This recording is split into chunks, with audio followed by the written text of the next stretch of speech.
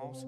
Il y a 3 jours, la police a interpellé 26 membres présumés de la DZ Mafia. La DZ Mafia. La DZ Mafia. La DZ Mafia est soupçonnée d'être derrière 2 homicides qui ont récemment impliqué des adolescents à Marseille. Et ces trafiquants de drogue, ils saluent, vous allez le voir aujourd'hui, les services de tueurs à gages au profil très inquiétant. Ils n'hésitent pas à faire appel à des adolescents. La découverte de cet adolescent, frêle, juvénile, est un véritable choc pour les enquêteurs. Je vais enchaîner les contrats, frérot, je vais redescendre. Le soir, je vais remonter à Paname. Ça va tout baiser, ça. Sur la vie de ma mère, tu vas te jurer, mon sang. Sur la vie de ma mère, tu vas péter un plomb.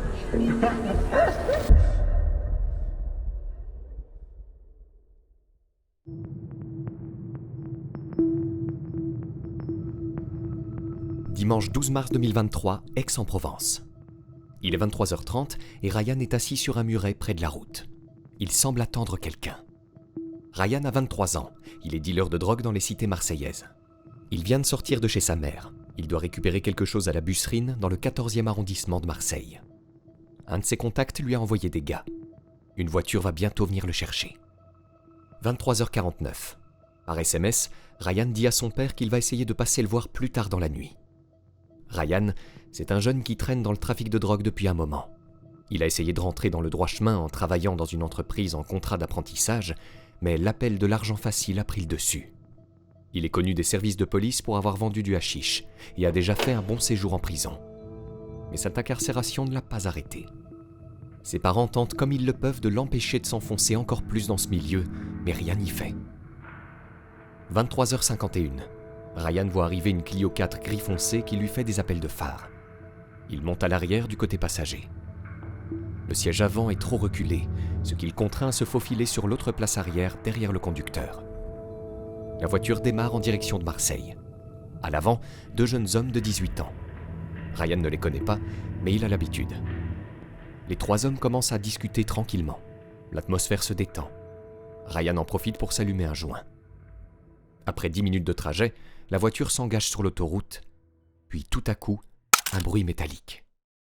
Ryan regarde à l'avant. L'homme sur le siège passager pointe un pistolet semi-automatique sur lui, le doigt déjà appuyé sur la gâchette. On essaie de le tuer. Ryan panique et sort son téléphone pour appeler son contact. Le passager avant, visiblement agacé car son pistolet s'est enrayé, recharge son arme et appuie à nouveau sur la gâchette. Le pistolet s'enraye encore. Alors que le chaos s'installe dans la voiture, derrière le volant, le conducteur tente de rester calme. Le passager avant recharge son pistolet une fois de plus, mais l'arme s'enraye à nouveau. Ryan, totalement affolé, réussit enfin à avoir son contact au téléphone. « Oh, ça essaye de me fumer! C'est quoi le délire ?» Son contact lui dit de passer son téléphone à l'avant. Tout en rechargeant, le passager avant récupère le téléphone. « Ouais, c'est juste... Il y a l'arme qui s'est enrayée, là !» Ryan lui arrache le téléphone des mains, espérant s'expliquer avec l'homme à l'autre bout du fil. Le passager vise une dernière fois le jeune homme. Une balle sort du canon du Colt 47, traverse le téléphone et vient se loger dans le crâne de Ryan, qui s'effondre sur la banquette arrière. Le conducteur, désarçonné par le chaos de la situation, manque de faire une sortie de route. Le passager lui ordonne de continuer de rouler et vide son chargeur sur le corps sans vie de Ryan. Il sort un bidon de White Spirit qu'il gardait entre ses jambes et le vide sur le cadavre encore frais qui gît à l'arrière. Une flaque de sang et d'essence commence à recouvrir la moquette. 30 minutes s'écoulent dans le silence avant que la voiture n'arrive à Marseille. Minuit 30. Les 2 hommes s'arrêtent sur un parking de la Busserine. Ils sortent de la voiture, aspergent maintenant les sièges avant, puis ils mettent le feu au véhicule, le cadavre de Ryan toujours à l'intérieur. Ils sortent un téléphone et filment le barbecue. Dans le narco-banditisme, c'est comme ça qu'on appelle le fait d'incendier, vivant ou mort, un rival d'un clan adverse. La vidéo ainsi enregistrée sera diffusée sur le compte Snapchat du meurtrier. Dedans, on y voit un plan avec le corps sans vie de Ryan, de dos, à l'arrière de la voiture. Écrit en surtitre rouge, on peut lire « Voici la dernière étape pour tous les suceurs qui voudront essayer d'attaquer le pain de la DZ Mafia. » Puis un deuxième plan sur le visage ensanglanté de la victime, avant que la caméra ne s'éloigne pour cadrer le brasier qui consume la voiture et le cadavre de Ryan. DZ jusqu'à la mort. C'est ce qu'on entend dans l'extrait de musique qui est ajouté à la vidéo, tiré du morceau Freestyle Tiger 2 du rappeur Lacrim. La DZ Mafia, c'est le nom d'un des 2 plus gros groupes de narcotrafiquants de la région marseillaise. Selon les informations récoltées par la police dans l'année qui précédait cet assassinat, Ryan travaillait pour le clan Yoda, le plus grand ennemi de la DZ Mafia. Le meurtre du jeune homme aurait justement été commandité le jour même depuis une prison française par un détenu surnommé La Brute, un haut gradé de la DZ Mafia. La mise à mort de Ryan n'est qu'un meurtre de plus, qui s'inscrit dans une série d'expéditions punitives entre les deux clans marseillais. Une guerre de vendetta qui aurait fait près de 50 morts et 110 blessés au cours de l'année 2023. Un enchaînement de narcocides perpétrés la plupart du temps par de très jeunes hommes, parfois même par des adolescents. Des règlements de compte mis à jour pour l'ère des réseaux, où les exécutions peuvent être commandées par message sur Telegram ou WhatsApp et exécutées dans l'heure, où les criminels mettent en scène leurs exactions sordides dans une guerre d'influence qui passe bien souvent par Snapchat ou d'autres réseaux sociaux. Une question se pose alors. Comment en est-on arrivé là ?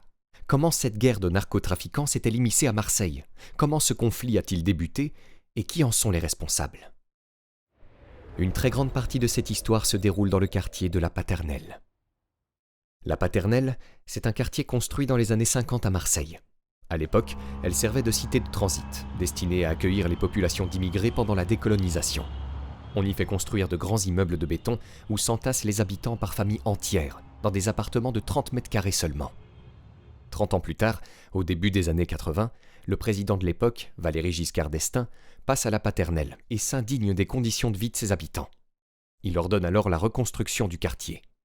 Les blocs de béton laissent place à des infrastructures de meilleure qualité. Les immeubles sont colorés, les appartements sont plus grands, des arbres sont plantés. La Paternelle semble devenir un quartier chic. Mais suite à tous ces efforts déployés, le quartier est laissé à l'abandon. Le chômage et la pauvreté continuent de monter. Les services publics sont délaissés. Les conditions de vie des habitants ne font donc que s'aggraver. Si bien qu'en 2010, le trafic de drogue a déjà réussi à bien s'implanter à La Paternelle. Mais c'est en 2016 que ce narcotrafic prend une toute autre dimension, lorsqu'est construite, à quelques centaines de mètres du quartier, la sortie L2 qui permet de raccorder l'autoroute A7 à l'autoroute A51. Ce nœud autoroutier aux portes de la cité y facilite alors considérablement les trafics de stupéfiants. Le chiffre d'affaires de ce business y explose, parfois pour atteindre des sommes de plusieurs dizaines de milliers d'euros par jour. La Paternelle s'impose comme une plaque tournante du trafic de drogue marseillais. Plaque tournante où se sont installés 4 points de deal sur un espace de seulement 500 mètres de long. Les 2 points de deal les plus importants sont contrôlés en haut par le groupe Maga, ou Magasin, car le point de deal est situé à côté d'une épicerie, et en bas par le groupe Yoda, en référence à un graffiti qui représente le maître Jedi de la saga Star Wars, sur un mur à l'entrée du point de deal. Dans cette cohabitation, les 4 équipes qui s'occupent des 4 points de deal restent en bonne entente. Entre 2017 et 2018, et après des mois de travail de filature, les autorités réussissent à démanteler la quasi-totalité du réseau du clan Maga. La place vide laissée par la disparition du groupe entraîne des conflits entre plusieurs clans pour reprendre le point de deal. Au final, c'est Karim Hara, alias Rantanplan, un des hauts lieutenants du clan de Bassins, une cité voisine, qui réussit à s'imposer et prendre le contrôle du plan du haut. Même si l'implantation de Bassins crée des dissensions entre les clans, Rantanplan et son groupe réussissent à conserver ce point de deal. Au cours des années qui suivent, et malgré le confinement de l'année 2020, les points de vente de stupéfiants de La Paternelle gagnent toujours plus en popularité. En 2021, on entendra même une référence au point de deal du bas dans le morceau Guadalajara de Jul, où il dit « Je fume la frappe à Yoda ». Après une série de guerres internes dans le clan de Bassins, un nouveau caïd prend le contrôle du plan du haut. Et dès son arrivée, au printemps 2022, il décide d'attaquer et de faire disparaître les 2 plans du milieu contrôlés par le clan des Blacks. C'est le début d'une guerre entre les 2 principaux clans de La Paternelle, Bassins et Yoda. Au cours de l'année 2022, les conflits s'enveniment. Des groupes alliés aux 2 clans déclenchent des fusillades dans les cités voisines. Même si les événements ne touchent pas directement nos 2 groupes, la tension monte jusqu'à atteindre un point de non-retour. Le 1er janvier 2023, à 1h25, des tirs de Kalachnikov retentissent dans la cité. Le clan de Bassins visait un individu suspect qui semblait vouloir racheter un point de deal. Dans les semaines qui suivent, les guetteurs du clan Yoda arrêtent de prévenir le reste de la cité de l'arrivée de la police, ce qui facilite les arrestations dans le plan du haut. Les tensions entre les 2 clans n'ont jamais été aussi fortes. Si bien que dans la journée du 5 février, 2 fusillades éclatent à 2 heures d'intervalle entre Yoda et Bassins. C'est la première fois que les 2 groupes s'attaquent frontalement. Pendant ce temps-là, à un peu moins de 10 000 km de Marseille, un événement capital pour la suite de ce conflit est sur le point de se dérouler. Nous sommes en Thaïlande, et plus précisément au sud du pays, à Phuket. Le 9 février au soir, dans le chahut du quartier nocturne de la cité balnéaire, on peut entendre un rythme sourd s'échapper d'une discothèque. De l'autre côté de la porte d'entrée, la boîte de nuit vibre au son des basses. Des spots de lumière balaient machinalement le dance floor. De géantes LED stroboscopiques éclairent la scène en alternance. Dans des effluves mêlant odeur d'alcool et de transpiration, la musique assourdissante qui sort des enceintes laisse à peine les clients se faire entendre, alors qu'ils évoluent maladroitement dans la chaleur moite de la pièce. Et parmi tous les touristes qui peuplent la boîte de nuit, on retrouve dans un autre coin de la discothèque 2 Français qui discutent au niveau du bar. D'un côté, Félix Benguy, dit le chat. De l'autre, Abdelatif Mehdi Laribi, alias Tic. Les 2 personnages qui viennent d'engager la conversation semblent bien se connaître et être en bonne entente. Mais alors que la soirée progresse, une dispute démarre entre les 2 hommes. Le ton monte, les insultes commencent à fuser. Cette embrouille s'envenime jusqu'au moment où Félix Benguy, baignant dans l'ivresse et l'arrogance, jette un glaçon sur la tête de Mehdi Laribi. Beaucoup s'accordent à dire que cet unique événement, se déroulant à des milliers de kilomètres de Marseille, ce jet de glaçon est l'étincelle qui a mis le feu aux poudres, faisant ainsi exploser les tensions entre les 2 grands clans de la cité phocéenne. Pourquoi ? Eh bien, il se trouve que Félix Benguy et Mehdi Laribi n'étaient autres que les 2 chefs respectifs du clan Yoda et du clan des Bassins. On ne sait pas vraiment comment ces 2 magnats du narcotrafic marseillais se sont retrouvés au même moment à l'autre bout du monde, dans la même boîte de nuit. Certains pensent que les 2 hommes s'étaient donné rendez-vous pour apaiser les tensions entre leurs 2 clans. D'autres affirment qu'ils se sont rencontrés par pure coïncidence, en vacances à la même période, dans la même ville de Thaïlande, et le même soir, dans la même discothèque. Ça pour une coïncidence ? Et quant à savoir la raison des dissensions entre 2, là aussi les témoignages et points de vue divergent. On entend ici qu'ils se seraient disputés pour le partage des points de deal de la paternelle. Un chauffeur au service du clan de Bassins raconte qu'ils se seraient embrouillés au sujet d'une femme qu'ils avaient tous les 2 dans le viseur. Mais si la raison de cette dispute est floue, une chose est sûre, cet acte d'irrespect sera une excuse toute trouvée pour Abdelatif Laribi de lancer les hostilités une bonne fois pour toutes et pour enfin prendre le contrôle total de la paternelle. Le lendemain même de cette altercation en Thaïlande, un membre de Bassins est pris pour cible sur un point de deal, puis c'est le tour d'un homme de Yoda qui se fait tirer dessus dans une cité voisine. C'est le début d'une véritable guerre de vendetta entre Yoda et Bassins. C'est d'ailleurs à cette époque-là que le clan de Bassins décide de changer son image de marque. Au début de l'année 2023, le clan commencera à se faire appeler la DZ Mafia. DZ, c'est en référence à l'Algérie, prononcé Jazaïr en arabe, et pays d'origine d'une bonne partie des cadres du clan. Très vite, la DZ Mafia et Yoda deviennent plus que des groupes de narcotrafiquants. Ce sont maintenant des marques, et même carrément des revendications à la paternelle et dans les quartiers alentours.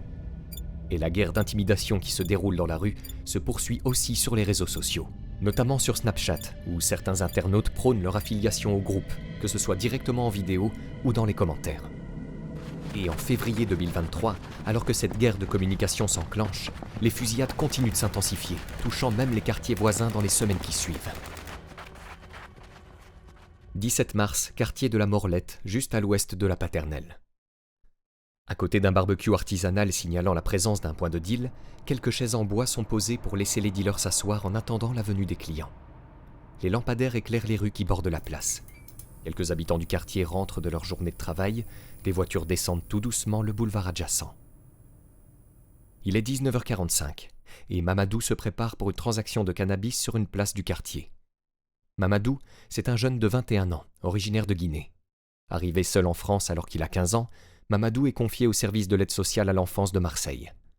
Il commence à suivre des études dans un lycée professionnel, mais il finit par abandonner. Dans les dernières années, Mamadou a perdu ses parents et son frère en Guinée, et il se retrouve là, en France, loin de tout ce qu'il a connu dans sa vie, en perte totale de repères familiaux et culturels, alors qu'il est encore mineur.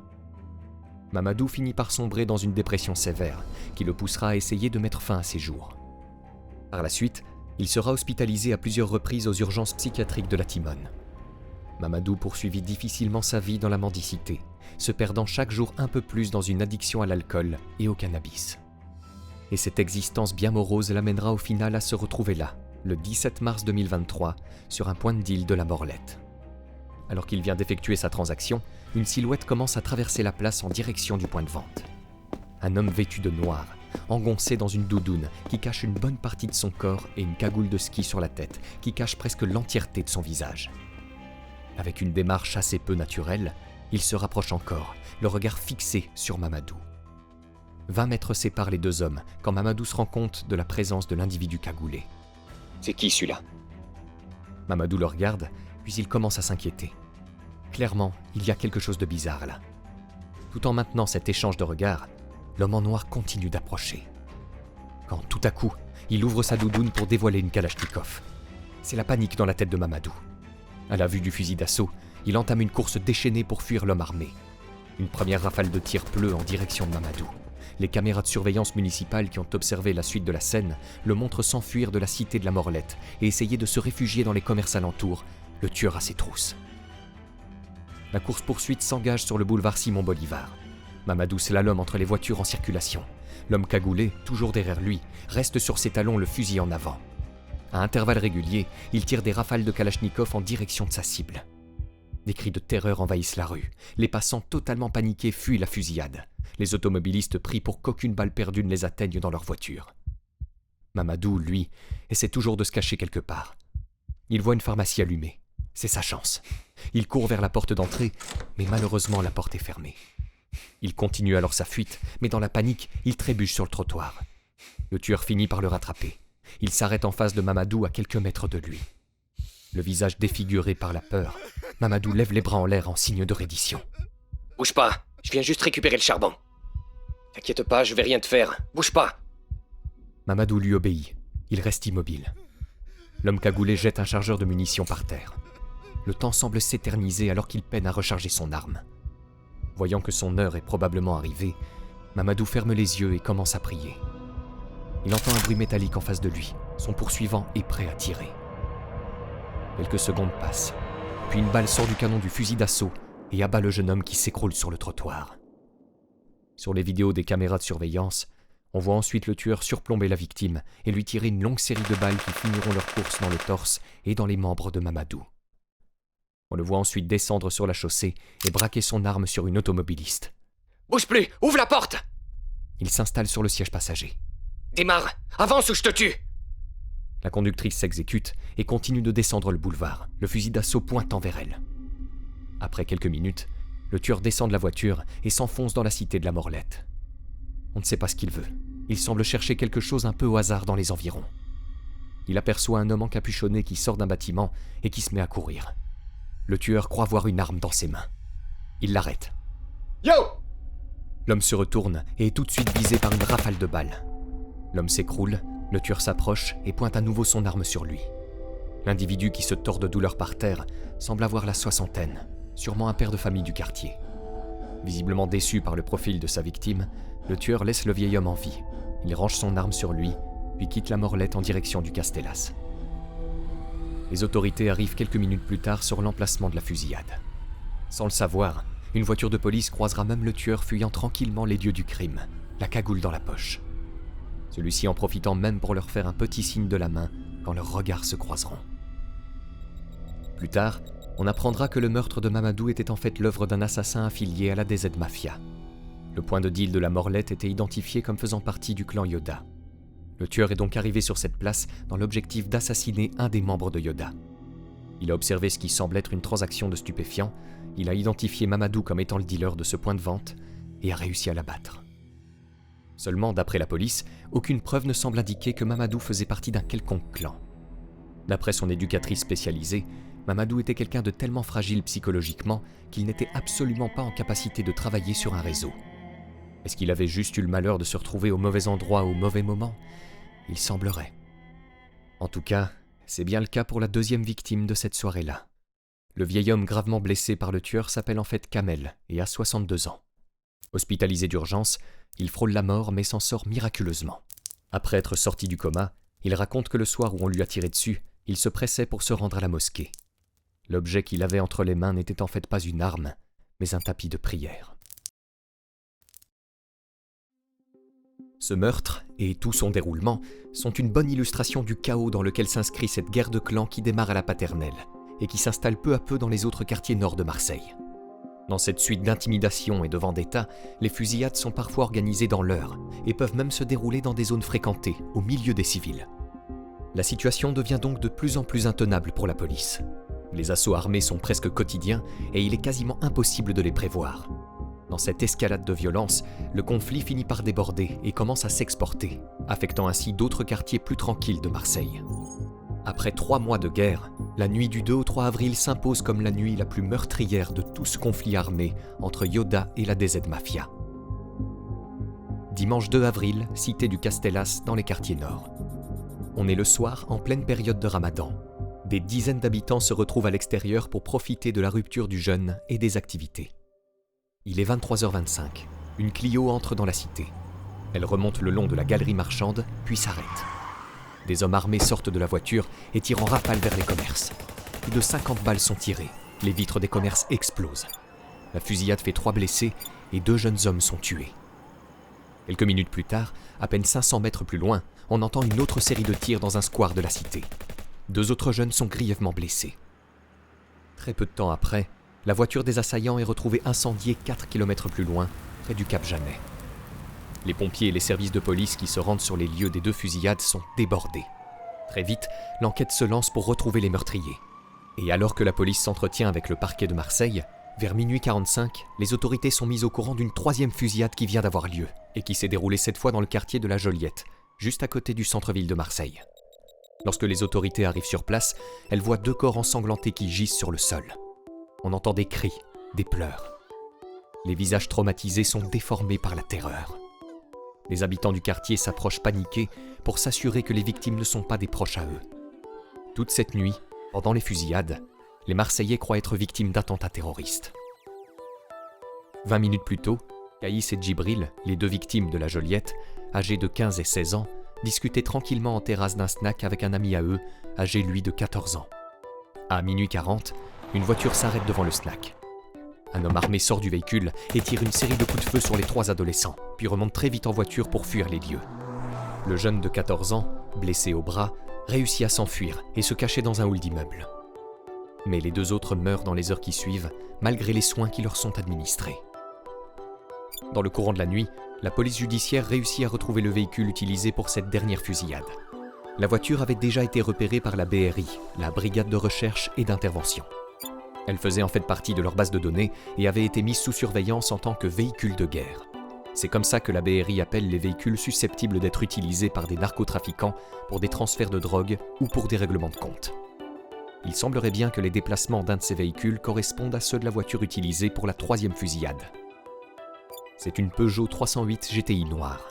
La voiture semble maintenant se trouver à Gardanne, une ville de 20 000 habitants à 25 km au nord de Marseille.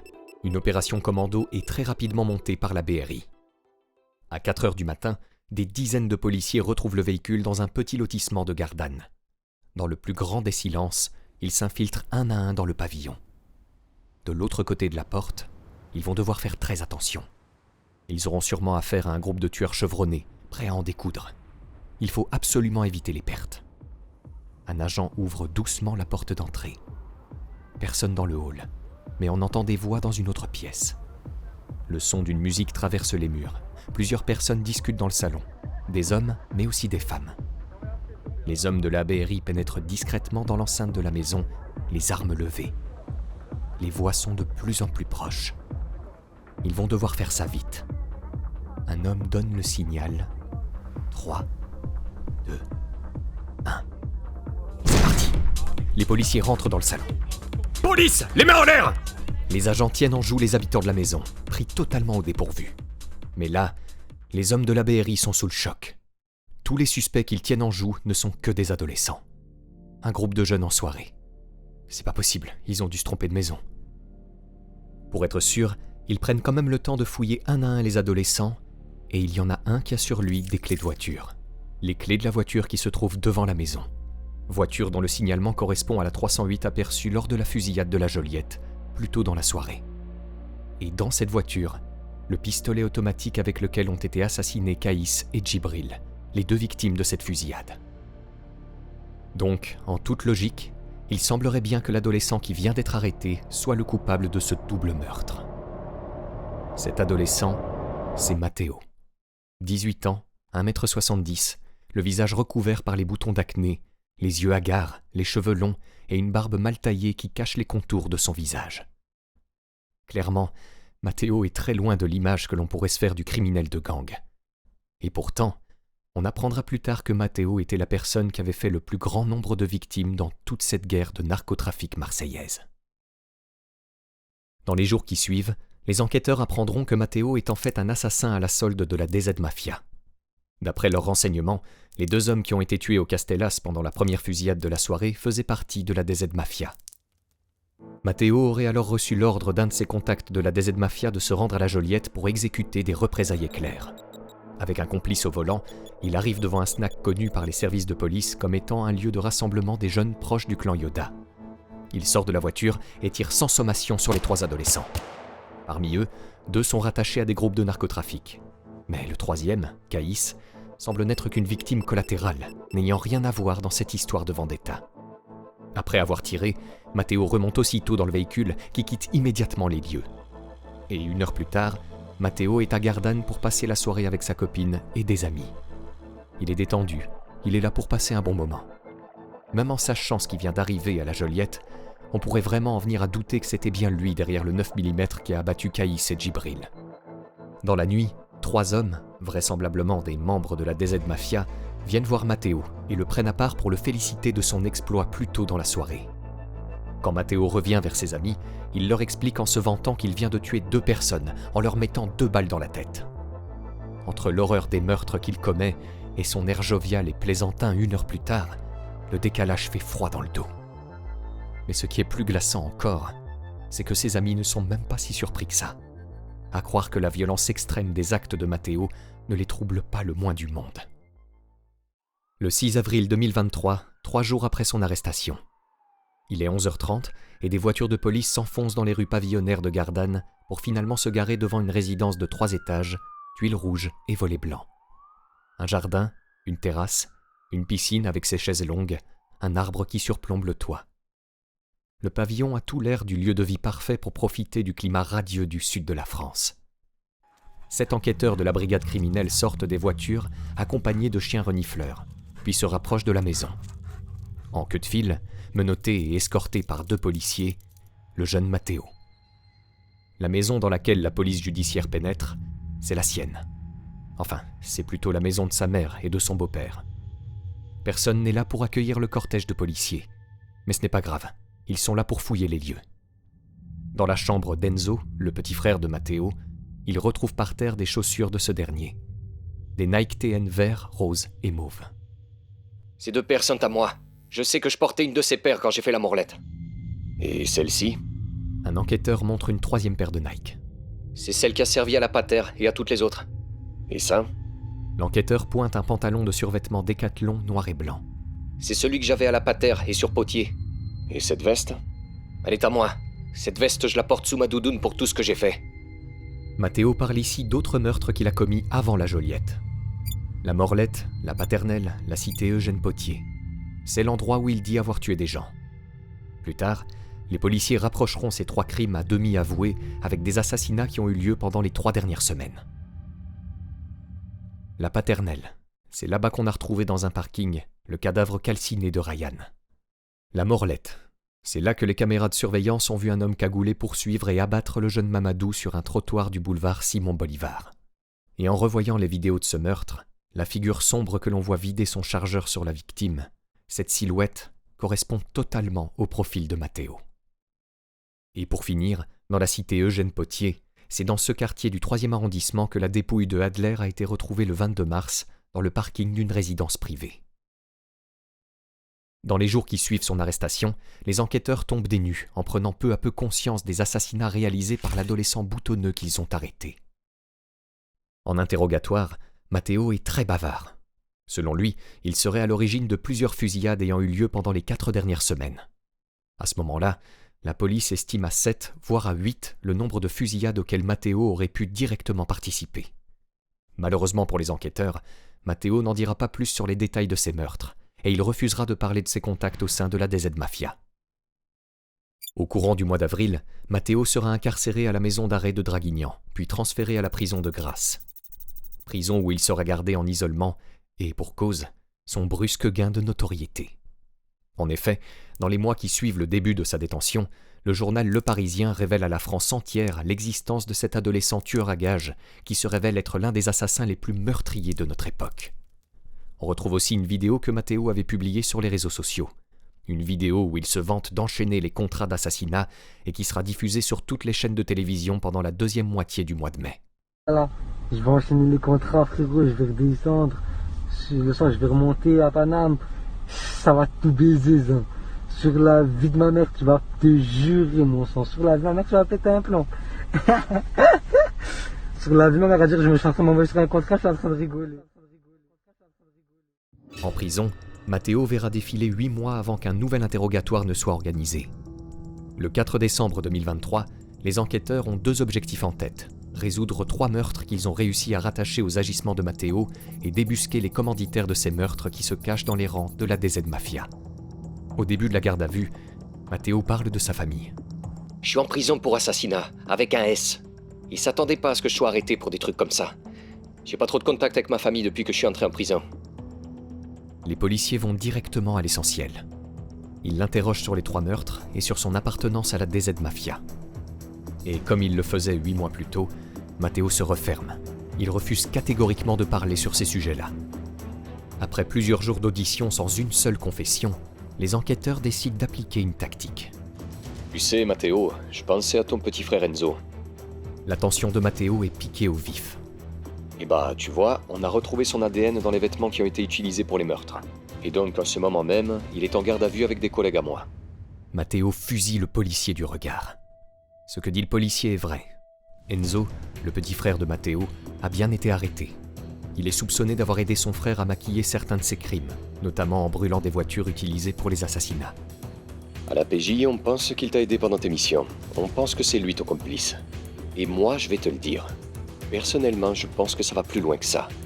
Si ça se trouve, c'est lui le meurtrier dans toutes ces histoires. En fait, moi je pense qu'on s'est trompé de frère. Toi, t'as rien fait. T'as juste essayé de le couvrir en nous faisant croire que c'était toi le tueur. Matteo s'énerve. Non, mon petit frère, c'est un petit con. Il a jamais vu de Kalachnikov de sa vie. Et sur ma vie, je lui ai jamais dit de rien faire. Il a rien à voir dans tout ça. Vous allez lui niquer sa vie pour rien, là. Les enquêteurs ont réussi à ouvrir une brèche. C'est bon, on y arrive. Pendant plusieurs heures, ils continuent de cuisiner Matteo, qui finit par craquer. Allez, c'est bon, je vais parler. Matteo commence donc à raconter un à un le déroulement des meurtres qu'il a commis. Le meurtre de Ryan, c'était bien lui. Avec un air désinvolte et totalement détaché, il retrace les événements de la soirée. Avec son complice au volant, ils prennent la route depuis Marseille jusqu'à Aix-en-Provence. Ils ont reçu l'ordre d'y récupérer et de tuer un dealer de Yoda. Arrivé à l'adresse indiquée, Ryan les attend. Il rentre dans la voiture et n'en ressortira jamais. Avant ça, 5 minutes avant, on s'était arrêté pour bloquer les portières avec la sécurité enfin pour qu'il puisse pas s'enfuir, pour qu'il saute pas de la voiture en marche. Quand il est monté, les portières étaient déjà bloquées et l'arme était déjà chargée. Matteo avait aussi bien pris le soin de reculer son siège au maximum pour obliger Ryan à s'asseoir là où il serait plus facilement à portée de tir.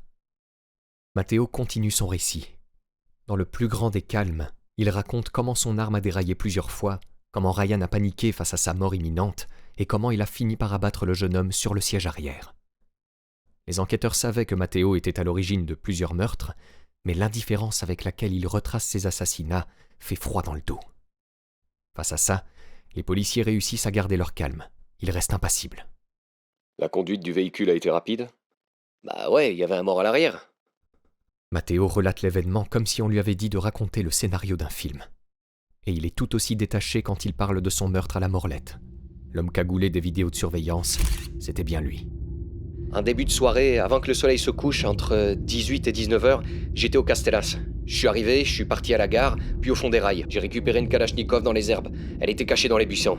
Je l'ai prise, il y avait 2 chargeurs remplis, j'en ai pris un sur moi et j'ai engagé l'autre. J'ai chambré, j'ai caché la Kalach sur moi et j'ai refermé ma doudoune par-dessus. Puis arrivé à la morlette, il raconte. La cible, c'était le vendeur. J'ai vu une transaction avec des clients. J'en ai déduit qui était le vendeur. Je devais être à 20 mètres, à peu près. Je connaissais pas ma cible. Je savais juste que je devais tuer le vendeur. Je me suis approché, il m'a regardé bizarre. Il a dû comprendre que je marchais avec une arme. J'ai lâché une rafale, mais il est parti en pour un. Alors je l'ai poursuivi en continuant de tirer. Quand Matteo rattrape enfin Mamadou après une course-poursuite, son chargeur est vide. J'étais à 4-5 mètres maxi de lui. C'était un noir, je l'avais jamais vu. Je jette mon premier chargeur vide, je l'envoie par terre sur ma gauche. Je sors le deuxième, je l'engage. Il commence à prier, je lui ai laissé quelques secondes, puis j'ai tiré. Il s'est écroulé. Puis, dans sa fuite, il raconte comment il a tiré sur Kamel, le vieil homme qui allait à la mosquée. J'ai cru qu'il portait une arme et qu'il faisait la sécurité du charbon. J'ai crié « Yo !» Et quand il s'est retourné, j'ai rafalé. Je me suis mis au-dessus de lui pour le finir, mais j'ai vu que c'était un daron, un vieux qui avait rien à voir. Donc je l'ai pas fini. Je suis parti en re-rentrant par le porche pour voir s'il y avait d'autres gens au charbon, d'autres personnes que le vendeur. Je voulais faire des dégâts. Bref. Matteo semble totalement insensible à la violence de ses propres actes. Pire encore, cette violence l'excite. En interrogatoire, Ahmed, complice de Matteo sur plusieurs de ses assassinats, racontera à quel point le jeune meurtrier était effrayant. Ahmed était là pour la mort de Ryan, il était au volant. Et il était aussi là pour une autre fusillade mortelle dans le 3e arrondissement de Marseille. Mardi 21 mars 2023, 4 jours seulement après le meurtre de Mamadou. En milieu de soirée, une Clio vient récupérer Ahmed. À l'avant, Yanis et Nazim, qui seront les 2 chauffeurs pour cette mission. Ils se rendent tous les 3 à Gardanne pour récupérer le dernier membre de cette expédition. L'un d'entre nous était informé de la mission. C'était le tueur de Ryan. Ahmed n'ose même pas évoquer le nom de Matteo face aux enquêteurs. Lors de cette opération, Matteo est le seul qui a été mis au courant de l'ordre de mission. On est allé dans le 14e, dans une cité que je connaissais pas, pour récupérer une arme. Il y a un passager qui est descendu, il a récupéré un Glock et il m'a tendu l'arme en me disant « Tiens, c'est pour toi ». Dès que je l'ai vu, j'ai paniqué. J'ai compris qu'on allait m'impliquer dans un crime. On m'a dit « Prépare-toi ». Jusqu'ici, Ahmed n'a jamais tué personne, il a juste été chauffeur. Mais ce soir-là, pour la première fois, il va devoir tirer sur quelqu'un. Il va devenir un meurtrier. L'équipe arrive devant la résidence Eugène Potier dans le 3e arrondissement. C'est ici qu'aura lieu l'assassinat. Il est 23h quand Matteo reçoit le profil de la cible à abattre. Un homme noir qui va bientôt sortir de la résidence sur un scooter T-Max noir. Arme à la main, Matteo et Ahmed sortent du véhicule et attendent leur future victime. Après quelques instants, le portail commence à s'ouvrir et les 2 jeunes hommes armés se faufilent immédiatement dans le parking. Comme indiqué, leur cible est juste là, sur son T-Max, un casque de moto sur la tête. Il s'agit de Adler. Adler a 21 ans. Il est né à Marseille et a déjà été incarcéré quand il avait 17 ans pour trafic de stupéfiants. Il travaille pour le réseau Félix Pilla, une grosse organisation du 3e arrondissement connue pour trafic de cocaïne, mais aussi pour recruter parmi des jeunes issus de l'immigration comorienne. Moins d'1 an après sa première période de détention en établissement pour mineurs, il est à nouveau arrêté et envoyé en prison. Dans les années qui suivent sa dernière sortie de prison, sa mère dit qu'il n'avait donné aucun signe qu'il continuait à vendre pour Pilla. Il semblait avoir totalement arrêté. Mais cela ne l'empêchera pas de se retrouver ce mardi soir-là, face à Ahmed et Matteo, prêts à ouvrir le feu sur lui. En voyant les 2 garçons entrer dans la résidence et se planter devant lui, Adler pile sur son scooter. Matteo lève alors son arme et lui tire dessus. Adler se baisse instinctivement et évite la balle. Il abandonne son scooter et s'enfuit en courant à toute vitesse. Une 2e balle le percute dans le dos. Il perd l'équilibre et s'effondre par terre. À côté de Matteo, Ahmed panique totalement. Je vois qu'il s'acharne sur lui, alors je me suis dit qu'il fallait que je me tire. Mais en faisant semblant, j'ai commencé à appuyer sur la détente. Il y a 6 ou 7 coups qui sont partis. Je visais à droite de la victime, je tirais dans le sol, dans les voitures. Adler est au sol. Il hurle de toutes ses forces. Au secours! À l'aide! Il tente de se relever, mais c'est impossible. Il perd son sang, il perd ses forces et continue de crier à l'aide. Devant cette vision d'horreur, Ahmed prend la fuite et remonte dans la voiture. Matteo, lui, garde sa mission en tête. Il se rapproche de sa victime et sans aucune once d'hésitation, il vide un chargeur de 15 balles dans le corps d'Adler. Là, je l'entendais toujours respirer, il agonisait. Je voulais pas qu'il reste à moitié vivant, je voulais le tuer. J'ai enlevé le chargeur, j'ai mis 2 cartouches dedans et j'ai réengagé le chargeur. J'ai tiré la culasse, je me suis mis au-dessus de lui, je me suis abaissé et je lui ai tiré à bout portant. Matteo retourne dans la voiture et incendie son complice. Il était pas mort! Il était pas mort! T'es une merde! T'avais plein de munitions et t'as tiré à côté! Après, il m'a demandé pourquoi j'ai pris la fuite. J'ai répondu que j'étais pas fait pour ce genre de choses. J'étais complètement stressé. Même parmi les membres de la DZ Mafia, Matteo effraie énormément. Là où certains le félicitent pour son sang-froid, d'autres le craignent pour ça. Mais est-ce qu'on peut vraiment parler de sang-froid? Dans toutes ces affaires-là, Matteo semble n'avoir aucun sens des réalités. Pour lui, tuer des gens semble être un travail comme un autre. Alors, de fait, la question se pose. Comment Matteo a-t-il pu devenir ce tueur à gages totalement insensible à la violence ? Dans quel milieu est-ce qu'il a pu grandir pour que les règlements de compte et les meurtres deviennent une banalité pour lui ? Matteo Frédéric Jésus est né le 6 juin 2004 dans une famille catholique qui vient de s'installer dans la région marseillaise. Il a alors 2 grands frères de 4 et 9 ans. 2 ans après lui naîtra aussi un petit frère, Enzo. Alors que Matteo n'a que 6 ans, son père quitte la maison du jour au lendemain. Sa mère racontera « Avec Matteo, ça a été dur très tôt. Dès l'école primaire, il a subi du harcèlement et ça a été compliqué pour lui.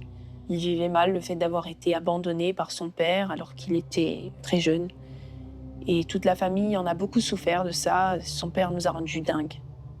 Depuis 6 ans, Matteo souffrait. » Dans les années qui suivent, la mère de Matteo rencontre un nouveau compagnon, un PDG d'une grosse entreprise d'immobilier qui s'investit dans cette famille et avec qui elle aura 2 nouveaux enfants.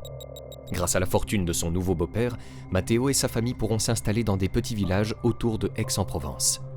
D'abord dans le village de Cala, puis dans une bourgade proche de Vintabrin, pour ensuite finir dans le grand pavillon de Gardanne, à moins de 25 km au nord de Marseille. Matteo ne semble manquer de rien, et contrairement à l'image que l'on peut avoir du narcocriminel, il grandit loin du trafic de stupéfiants des banlieues marseillaises. En interrogatoire, il se plaindra des rapports compliqués avec son beau-père. « Je l'ai connu quand j'avais 6 ans, et au début tout allait bien. Puis quand il a eu ses enfants, il a fait une grosse différence entre nous. Quand j'ai grandi, il y a nos rapports qui se sont distendus. Il y avait encore du respect entre nous, mais sans plus. » Au collège, Matteo était un élève turbulent comme on en trouve beaucoup. Il fait des bêtises par-ci par-là, il est impliqué dans une petite bagarre.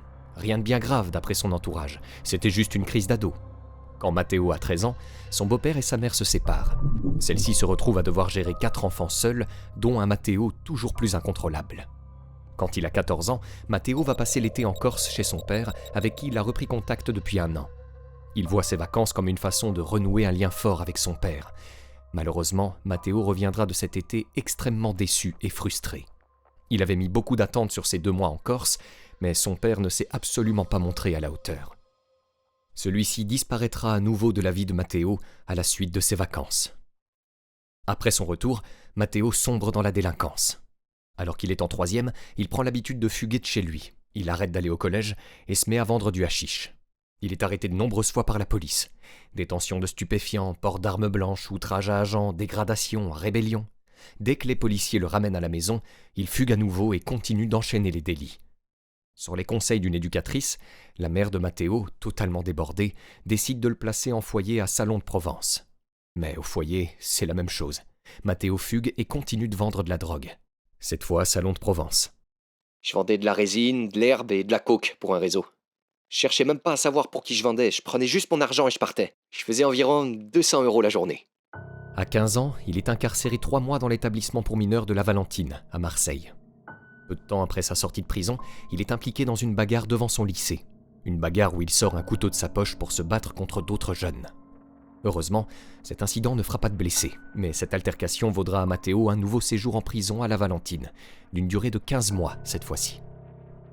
En février 2021, Matteo retrouve la liberté. Il a 16 ans et a déjà passé 1 an et demi de sa vie en prison. Mais cela ne va absolument pas le dissuader de continuer à sombrer dans la délinquance. Dès sa sortie, il achète pour 17 000 € de cannabis et compte bien développer son réseau pour écouler ses stocks. Seulement 2 mois après son dernier séjour en prison, en avril 2021, Matteo est interpellé par les forces de police en région parisienne. Après une embrouille survenue pendant une de ses transactions, il s'est retrouvé coincé dans une impasse, poursuivi par des hommes armés de fusils à pompe. Tout le monde est arrêté. On retrouve sur Matteo une grosse quantité de cannabis et un calibre 9 mm. Il est immédiatement mis en examen pour trafic de stupes et se retrouve une 3e fois emprisonné, cette fois-ci dans la maison d'arrêt de Villepinte, en Seine-Saint-Denis. Après 1 an, il est relâché et placé sous contrôle judiciaire. Mais Matteo continue, encore et toujours. Seulement 2 mois plus tard, il est arrêté par la BAC à Vitry-sur-Seine en possession d'herbes de cannabis. Une chose semble alors évidente. Matteo n'a aucune intention de mettre fin à sa vie de narcotrafiquant. La prison n'a absolument aucun effet dissuasif sur lui. Elle semble n'être qu'un contretemps dans son envie de se faire un nom dans le monde de la narcocriminalité. À aucun moment, il ne montre de remords pour ses actions. Dans sa tête, il se peint déjà comme un futur grand criminel. Alors qu'il vient d'être arrêté à Vitry, le 20 juin 2022, Matteo est conduit au tribunal de Créteil. Mais alors qu'il est sur le point d'être conduit à l'intérieur, il profite d'un moment d'inattention du policier chargé de le surveiller pour s'enfuir à toute vitesse. Il grimpe sur le toit d'une voiture de police et escalade le mur d'enceinte du tribunal. À ce moment, un riverain commence à filmer la scène où on voit le jeune homme, habillé tout en blanc, courir le long de ce mur d'enceinte, un pied devant l'autre et les bras écartés pour garder son équilibre. Après ces quelques secondes de funambulisme, il atterrit dans la rue à l'extérieur des murs du tribunal. Mais à peine commence-t-il à courir qu'il se fait rattraper et plaquer au sol par un policier. La vidéo de cette tentative d'évasion fait le tour des réseaux sociaux et des chaînes de télé et vaut à Matteo d'être surnommé Jack Sparrow. Matteo se moque des conséquences. Il veut juste se faire voir comme un bandit, comme un vrai criminel. Juste après avoir été plaqué et menotté par le policier, il joue les gros bras. « Démenote-moi! Vas-y, dis à tes collègues de sortir! Enlève ton ceinturon! One, je te baise! Je m'en fous de ton travail, fils de pute !» Matteo est condamné à 7 mois de prison pour avoir continué son trafic de drogue, auquel s'ajoutent 2 mois pour évasion et outrage à agent. Ce qui signifie qu'entre ses 15 et ses 18 ans, Matteo n'aura vécu que quelques mois en dehors des prisons françaises. Cette fois, il est incarcéré dans la prison de Fresnes, dans le 94. Et c'est ici, dans l'un des plus grands centres carcéraux de France, que Matteo va définitivement entériner son entrée dans le monde de la criminalité. Dans cet établissement, la petite délinquance peut être amenée à côtoyer des caïds au sommet de certaines des plus grosses organisations criminelles françaises. Et c'est comme ça que Matteo fera la connaissance de l'un d'entre eux. Alors qu'il est encore derrière les barreaux, les policiers enregistrent un appel téléphonique de Matteo avec sa copine. J'ai rencontré un mec en prison et je me suis mis bien avec lui. J'étais en promenade avec lui, je faisais le sport avec lui, j'étais tout le temps avec lui. Cet homme, dont l'identité reste encore inconnue à ce jour, deviendra son protecteur. Il deviendra le mentor de Matteo dans sa descente vertigineuse dans la narcocriminalité. Le 11 décembre 2022, Matteo quitte les murs de la prison de Fresnes. Son grand frère vient le chercher pour le ramener dans le sud, dans la maison familiale de Gardanne. Son juge d'instruction avait estimé judicieux de le faire quitter la région parisienne où il avait pu créer ses contacts pour le faire retourner dans sa famille. En janvier 2023, alors que dans les banlieues marseillaises les relations entre la DZ Mafia et Yoda commencent à s'envenimer, Matteo, lui, vit bien sagement chez sa mère et son beau-père qui se sont remis ensemble.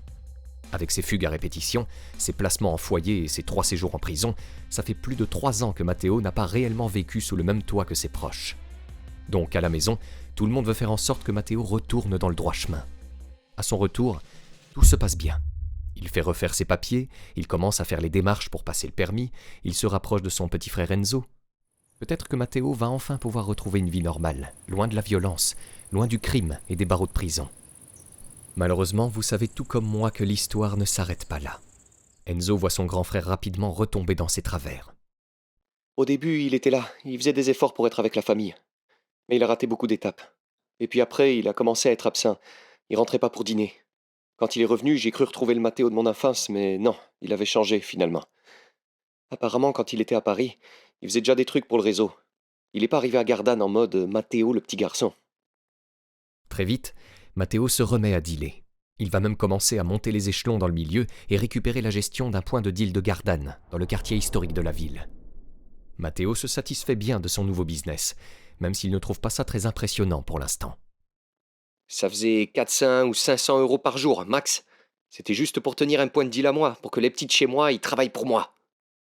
Quand il est à court de marchandises, Matteo prend contact avec le mentor qu'il a rencontré à la prison de Fresnes.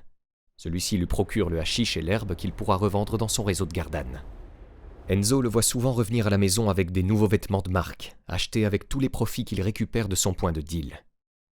Au début, quand il est arrivé de Paris, il avait tous les jours la même paire de TN et des joggings, mais Matteo, il s'en foutait. Puis les gens se sont moqués de lui. Alors il a serré et il a été à un Foot Locker et il a acheté plusieurs paires de TN. Il devait en avoir au moins 15. Après, à Gardanne, les gens l'aimaient bien parce qu'il avait des sous. Mais tous ces nouveaux achats inquiètent sérieusement sa mère. Moi, je croyais un peu naïvement qu'il était retombé dans un petit réseau, car je voyais bien qu'il s'achetait des vêtements, des choses comme ça. Et bien entendu que ça ne me faisait pas plaisir. Mais je savais pas trop quoi faire. Je me disais qu'il allait se faire attraper, qu'il allait retourner en prison. Je le surveillais, je demandais à Enzo s'il faisait des bêtises. Des bêtises. La mère de Matteo ne se rend vraiment pas compte à quel point son fils s'est engouffré dans le monde du narcotrafic. Comment pourrait-elle soupçonner qu'à ce moment-là, son enfant travaillait pour un des plus gros gangs de criminels marseillais? Des criminels avec qui il commence à avoir des problèmes d'ailleurs. Arrivé au moment de payer mon fournisseur, soi-disant, il manquait de l'argent. Et de là, ils m'ont inventé une dette. Ils m'ont dit, c'est simple, maintenant, si tu veux régler ta dette, tu vas devoir faire une mission pour moi. Et c'est là que Matteo commence à être impliqué dans les équipes chargées d'assassiner des membres du clan rival. Son mentor, qui semble être un cadre de la DZ Mafia, l'oblige à rentrer dans le monde des tueurs à gages. Il devient alors un pion à la solde du gang qui s'engage dans une guerre de vendetta face au clan Yoda. Lors de sa première mission, Matteo est investi du rôle de chauffeur.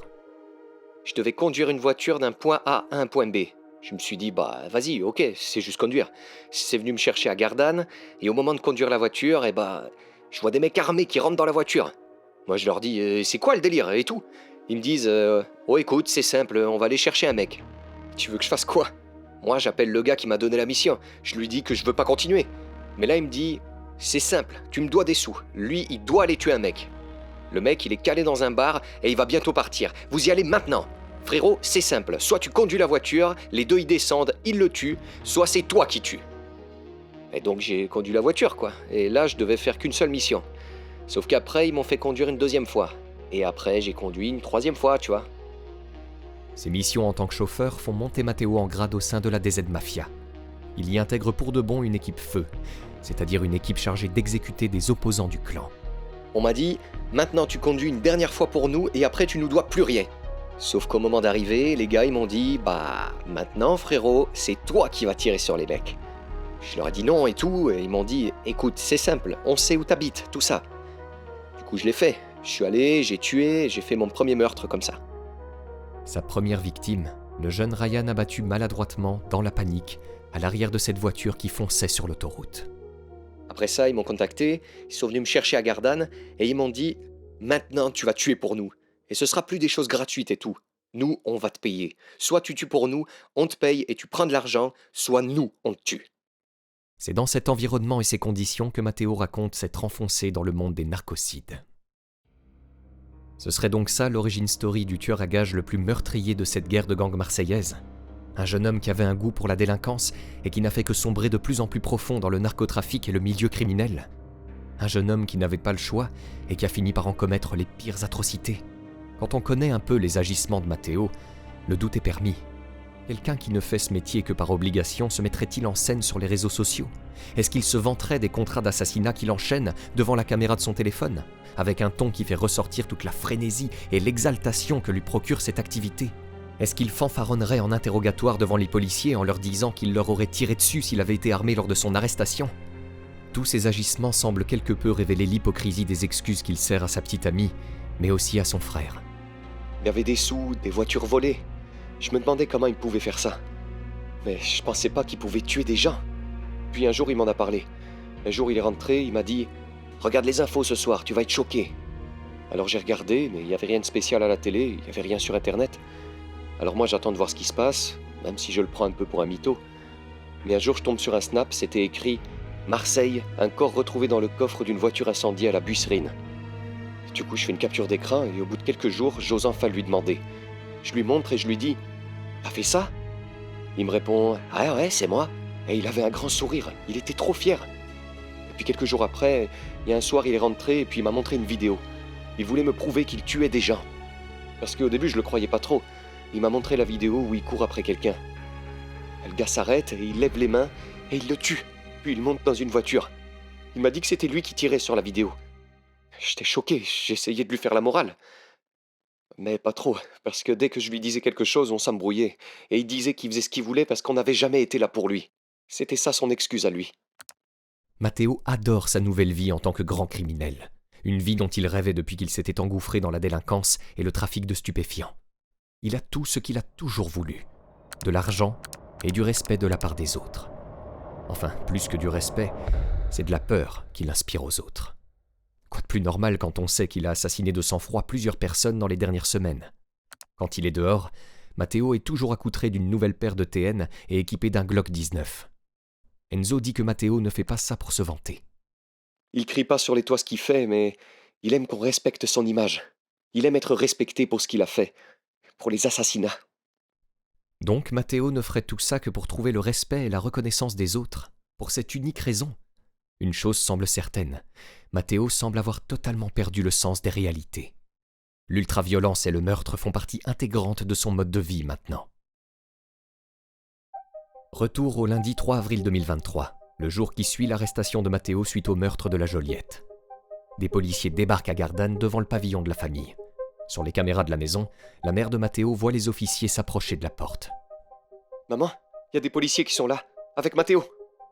La mère de famille espérait que Matteo était revenu sur le droit chemin, mais elle alla la preuve du contraire. L'histoire se répétait encore.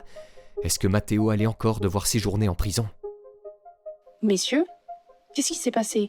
Vous pensez qu'il vendait de la drogue, qu'il a caché du shit chez nous? On est la police judiciaire, madame. C'est plus grave que du shit. La police judiciaire?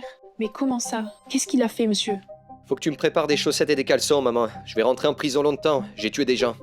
Quoi? Mais comment ça? J'ai tué des gens. Plusieurs personnes. Là, c'est le trou noir pour la famille de Matteo. Leur jeune garçon d'à peine 18 ans est un meurtrier. Ce n'est absolument pas l'image que l'on s'imagine voir un jour quand on élève des enfants. Quelques jours après cette arrestation, Enzo est pris pour cible par des hommes armés devant la maison de Gardanne. Heureusement, il réussit à échapper aux tirs de balles. Dans la panique, la famille quitte le pavillon pour aller s'installer ailleurs. La mère et le beau-père de Matteo se séparent à nouveau. C'est beaucoup trop à supporter pour eux. 8 mois plus tard, Enzo est lui aussi arrêté. Il est soupçonné d'avoir assisté son frère en mettant feu aux voitures utilisées dans le meurtre de la Joliette. Enzo a peur de Matteo, justement parce qu'il sait de quoi il est capable. C'est aussi pour ça qu'il n'a jamais osé le dénoncer à la police ou même à sa mère. Ça faisait 4 ans que je l'avais pas vu. Je voulais créer des liens avec lui. Mais au final, c'était pas la personne que je pensais que c'était. Je lui en veux parce qu'il m'a pas protégé de tout ça. Si Matteo avait été tué, les choses seraient plus simples aujourd'hui. Aujourd'hui, Matteo est incarcéré dans la maison d'arrêt de Grasse, dans les hauteurs arides de l'arrière-pays méditerranéen. Un lit simple, une armoire, un frigo, une table et une télé. C'est tout ce que l'on peut trouver dans la cellule de 9 mètres carrés que Matteo occupe dans le quartier d'isolement. Matteo ne voit personne. Ses seules interactions sociales se font avec le gardien, qui le sort de son trou pour l'accompagner et le surveiller lors des promenades qui lui sont autorisées 2 fois par jour dans la cour. Avec Matteo, la direction de la prison ne veut prendre aucun risque qu'il puisse reprendre contact avec la DZ Mafia pour poursuivre ses activités criminelles. Et elle veut aussi éviter que le jeune homme se fasse attaquer par des membres de Yoda. Mais Matteo ne semble pas affecté par cette totale mise à l'écart de la société. Les crimes qu'il a commis sont parmi les plus lourdement punis par le code pénal. Meurtre en bande organisée et assassinat en récidive. Ces actes pourraient lui valoir une peine de prison à perpétuité. Une peine n'étant réservée qu'à de très rares cas, mais qui pourrait être incombée à Matteo pour les multiples assassinats qu'il a commis. Malgré ça, le jeune homme ne semble pas inquiet. Quand il en parle avec son frère au téléphone, il minimise énormément la peine qui pourrait lui être imposée. Enzo, tu sais c'est quoi le pire? Il y en a plein qui se disent « Ah, c'est bon, Matteo, il va plus jamais sortir et tout. » Ou ils disent « Ouais, Matteo, il aura genre 50 ans quand il sortira. » Mais ce qu'ils savent pas, Enzo, dans le pire des cas, t'as vu, je vais sortir de prison, j'aurai 35 ans. C'est dans le pire des cas, tu vois ce que je veux dire? Hé, frérot, tu vas pas sortir comme ça, frérot. Non, mais à tout moment. Enzo, la plus grosse peine que je peux prendre, c'est 30 ans. T'as vu les remises de peine? Matteo sous-estime clairement le temps qu'il va devoir passer en prison. Il avance des calculs approximatifs pour estimer l'âge qu'il aura quand il sera libéré. Avec les remises de peine, Enzo, ma peine, elle va descendre à 21 ans. Et après, je suis aménageable. T'as vu, Enzo, les mecs comme moi, genre jamais ils vont nous faire sortir à la fin de nos peines. Ils vont me faire aménager avec un bracelet, en semi-liberté ou en conditionnel. Parce qu'ils veulent garder une emprise sur nous. Pour être sûr qu'à notre sortie, on a un travail, les trucs comme ça. Enzo, dans le pire des cas, je suis aménageable au bout de 15 ans. Non, en vrai, dans le pire des cas, je suis dehors à 35 ans. Et si je prends 20 ans, dans 10 ans, je suis dehors. Après mon jugement, je vais sortir de l'isolement, là. Je vais monter en bâtiment. Ça veut dire qu'il y aura peut-être 2-3 bagarres, des ci, des ça, du mitard. On ne sait jamais, ma peine, elle descendra peut-être pas à 15, mais on va dire 17 ou 18 ans. Eh Enzo, normalement, au bout de 7 ans, je pourrais faire des permissions de sortie, j'aurai 25 ans. Ouais, je suis rentré à 18 ans en prison. Tu fais 18 plus 7, ça fait 25 ans. Sauf que les gens de Gardanne peuvent dire ce qu'ils veulent, mais tous les gens qui parlent, qui font les voyous, tu crois qu'ils seront pas encore là? Ils seront encore là, frérot. Et sur ma mère, Enzo, je vais arriver à en faire. Dis-toi, frérot, le nombre de gens à qui je vais niquer leur mère. Frérot, sur ma mère, je vais les piétiner. Je vais leur faire un truc de fou, mon frère. Il y a trop d'ennemis, là. Eh, je vais louer une McLaren, la voiture de mes rêves. Sur ma vie, Enzo, je vais sortir et je vais en louer une pour 4-5 jours. Tu vas venir me chercher devant la prison avec. À aucun moment, Matteo ne se remet en question. Il prévoit déjà sa libération. Son passage en prison n'est qu'un petit contretemps dans sa grande carrière rêvée de criminel. Matteo est totalement en dehors des réalités. Il stratégise pour atténuer sa peine en manipulant l'opinion de la justice pendant son procès. Enzo, je vais te dire un truc. Le jour de mon jugement, je vais y aller en pleurs, Enzo. Mais quand je te dis en pleurs, sur ma vie, c'est... Tu vois, je vais être en pleurs. Je regrette les darons et tout. Je suis désolé d'avoir tué vos enfants. Je pleure devant eux. Je m'en bats les couilles. T'es bon, toi. Mais sur ma vie, Enzo, c'est comme ça que ça marche. Et tu crois qu'elle va te dire quoi, la daronne? Ouais, vas-y, je t'excuse. Oh, le sang, apparemment, il y a un daron que t'as tué, c'était un gros de Marseille. Il y a tout le monde qui m'a dit ça, le sang. Il se dit qu'ils allaient tout faire pour qu'à ta sortie, tu meurs. Sans trop de surprise, dans la continuité de la guerre de vendetta qui sévit à Marseille, des membres de Yoda cherchent à éliminer Matteo. Mais il semblerait que ce soit aussi le cas de certains membres de la DZ Mafia. On soupçonne ici et là que Matteo a dénoncé ses contacts et ses complices au sein du clan. Mais Matteo s'en contrefiche. Il ne prend absolument pas ça au sérieux. Pour lui, dès qu'il retrouvera un poil de liberté, il s'en servira pour replonger instantanément dans ce monde du crime. Il cherche à se brancher, c'est-à-dire récupérer un téléphone derrière les barreaux, et il s'imagine déjà diriger des opérations depuis sa cellule. Il pense déjà à tout l'argent et à l'arsenal de guerre qu'il a caché dans une planque secrète. Attends que je me branche, frérot. Je te fais récupérer tout ce que tu veux. Je te branche avec tous les gens qu'il faut. Les sous, ils sont cachés. Tu pètes un plomb, jamais personne les trouverait. Je sors maintenant. Sur ma vie, j'achète une RS3 en cash. J'achète une RS3 full. Matteo raconte à son frère qu'il y en a pour 500 000 €. Enzo, lui, dit ne jamais avoir vu la couleur de cet argent.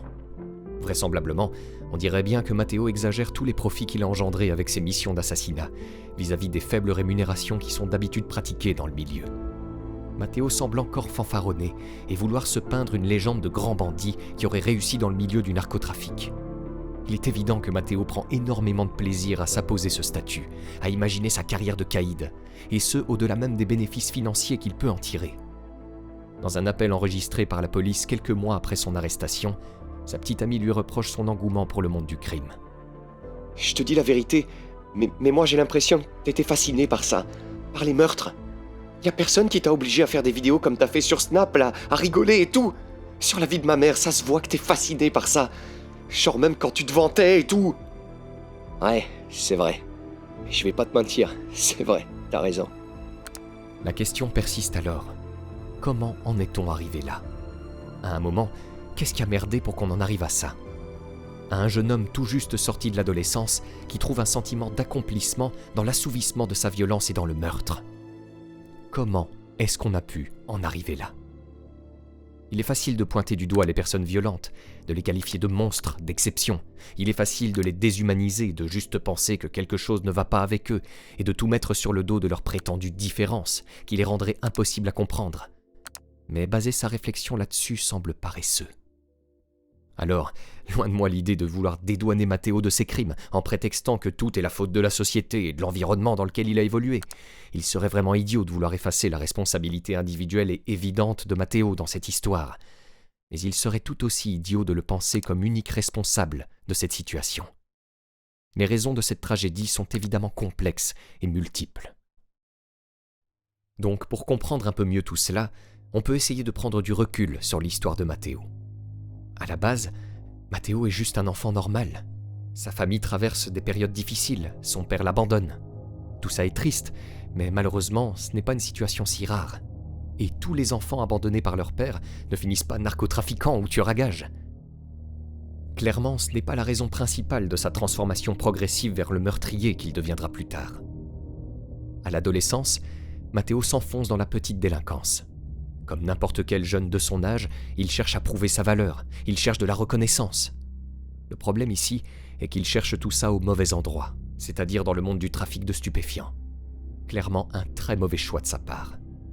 Sa mère, débordée par la gestion de sa vie de famille, ne sait pas quoi faire quand la police l'arrête et le ramène à la maison. Dans le désespoir de cette situation, la décision est prise de l'envoyer en foyer. Mais il continue de sombrer dans la délinquance.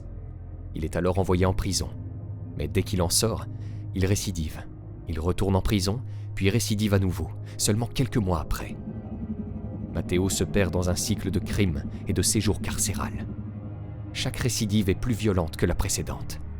Du trafic de drogue, une bagarre avec arme blanche, puis possession de drogue et port d'armes à feu. Matteo s'enferme dans un cercle vicieux et ne manifeste jamais vraiment l'intention d'en sortir. Ce qui culminera en une série de fusillades meurtrières dans la ville de Marseille. Cela nous rappelle une chose importante. Les séjours de Matteo en prison n'ont eu aucun effet dissuasif sur son envie de faire carrière dans le crime organisé. Et même si le cas de Matteo reste particulier, il révèle tout de même une fois de plus l'inefficacité du système judiciaire et carcéral français. En France, comme dans la majorité des pays du monde, la prison est vue comme une institution qui permet de mettre les individus dangereux à l'écart de la société et de les punir pour leurs crimes. Quelqu'un qui est condamné à une peine de prison est considéré comme quelqu'un d'indésirable, qui n'a pas d'avenir dans la société qui décide de l'exclure. La prison prive ses détenus de quasi toute liberté. Elle les enferme dans un monde restreint par ses murs de béton et ses règles incroyablement strictes. Il est vrai que ce système peut fonctionner pour certains délinquants et criminels qui utilisent leur peine pour se remettre en question et trouver la force de se préparer psychologiquement à la vie en liberté. Mais ce n'est clairement pas la norme. En France, environ 1/3 des personnes qui sortent de prison y retournent moins d'1 an après. Et au bout de 5 ans, cette proportion monte à 2/3 de récidives. Il semble évident que le système carcéral montre de très grandes faiblesses à ce niveau-là.